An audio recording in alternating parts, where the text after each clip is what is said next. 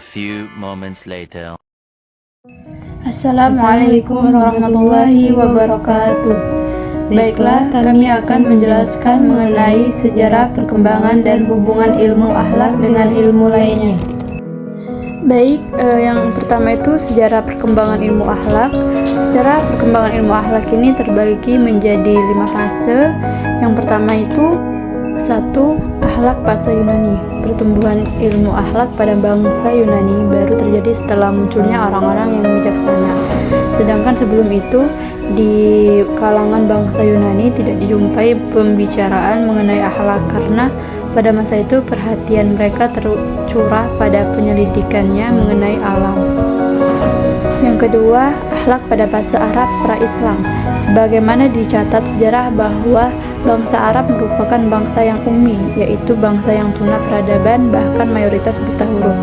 Dengan kata lain, bangsa Arab pra-Islam identik dengan sebutan negatif, yang tertinggal peradabannya dibanding dengan peradaban bangsa lain pada masa itu, semisal Romawi dan Persia. Hal ini tidak terlepas dari sebab utama bahwa bangsa Arab mayoritas merupakan masyarakat yang nomaden yang tidak menetap lama di sebuah wilayah. Yang ketiga itu akhlak pada fase Islam. Di saat Islam datang dibawa oleh Nabi Muhammad SAW, Islam tidak menolak setiap kebiasaan yang terpuji yang terdapat pada bangsa Arab. Sebaliknya, Islam mengakui apa yang dipandang tepat baik untuk membina umat serta menolak apa-apa yang dianggap jelek menurut petunjuk Al-Quran dan As-Sunnah. Dan yang keempat, akhlak pada periode abad pertengahan. Pada abad ke-15, awal abad pertengahan di Eropa mulailah bangkit para ahli-ahli berpikir yang kembali mempelajari filsafat Yunani. Mula-mula di Italia, kemudian di seluruh Eropa.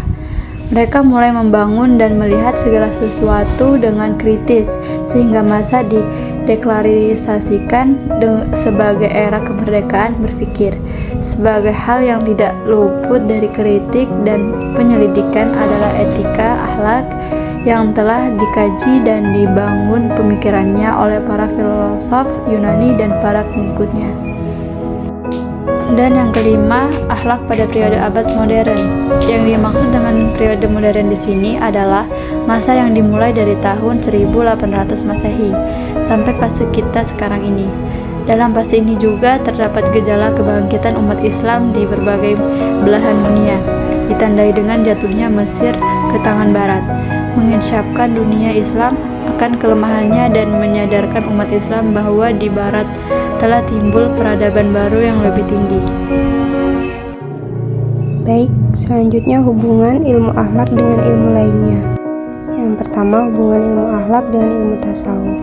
Hubungan ilmu akhlak dengan ilmu tasawuf ialah usaha melatih jiwa yang dilakukan dengan sungguh-sungguh, yang dapat membebaskan manusia dari pengaruh kehidupan duniawi untuk bertakwa pada Tuhan. Dengan demikian, jiwa manusia akan menjadi bersih, mencerminkan akhlak mulia, dan menemukan kebahagiaan spiritual. Selanjutnya, hubungan ilmu akhlak dengan ilmu tauhid. Ilmu tauhid sebagaimana dikemukakan Harun Nasution mengandung arti sebagai ilmu yang membahas tentang cara-cara mengesahkan Tuhan sebagai salah satu sifat yang terpenting di antara sifat-sifat Tuhan lainnya. Selain itu, ilmu ini juga disebut sebagai ilmu usul al-din, dan oleh karena itu, buku yang membahas soal-soal teologi dalam Islam selalu diberi nama kitab Usul al-Din. Dinamakan demikian karena masalah tauhid termasuk masalah yang pokok dalam ajaran Islam. Selanjutnya, hubungan ilmu akhlak dengan ilmu jiwa. Ilmu jiwa itu merupakan salah satu disiplin ilmu-ilmu sosial. Jiwa itu abstrak, tidak dapat dilihat dan tidak bisa dipastikan di mana letaknya di dalam anatomi fisik kita. Namun secara konkret, tempatnya berada dalam diri kita. Kita tidak tahu adanya jiwa itu kecuali melalui gejala kognitif, efektif, dan psikomotorik atau perilaku yang dipantulkannya. 4. Hubungan ilmu akhlak dengan ilmu filsafat. Filsafat diambil dari bahasa Arab yaitu falsafah, dari bahasa Yunani yaitu filosofia, kata majmu yang terdiri dari kata philos dan sophia.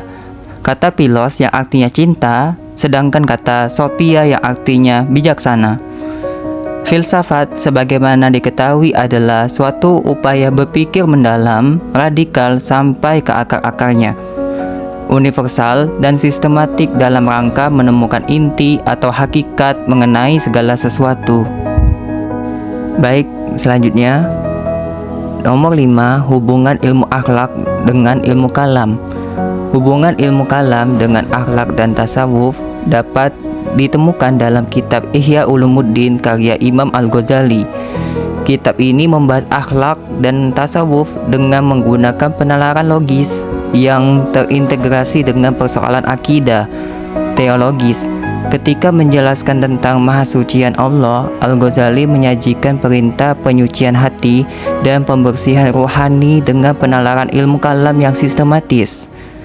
Simuh menilai bahwa karya Al-Ghazali tersebut mampu mengharmoniskan kajian ilmu-ilmu usuluddin, yaitu ilmu kalam dan ilmu tauhid, dengan ilmu-ilmu syariat, yaitu fikih, usul fikih, dan ahwal syaksiyah.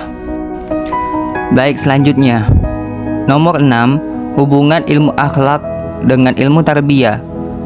Ilmu pendidikan dijumpai dalam berbagai literatur sebagai banyak berbicara mengenai berbagai aspek yang ada hubungannya dengan tercapainya tujuan pendidikan. Dalam ilmu ini antara lain dibahas tentang rumusan tujuan pendidikan, materi pelajaran, kurikulum, guru, metode, sarana dan prasarana, lingkungan, bimbingan, proses belajar mengajar, dan lain sebagainya. Semua aspek pendidikan tersebut ditujukan pada tercapainya tujuan pendidikan. Tujuan pendidikan ini dalam pandangan Islam banyak berhubungan dengan kualitas manusia yang berakhlak. Wassalamualaikum warahmatullahi wabarakatuh.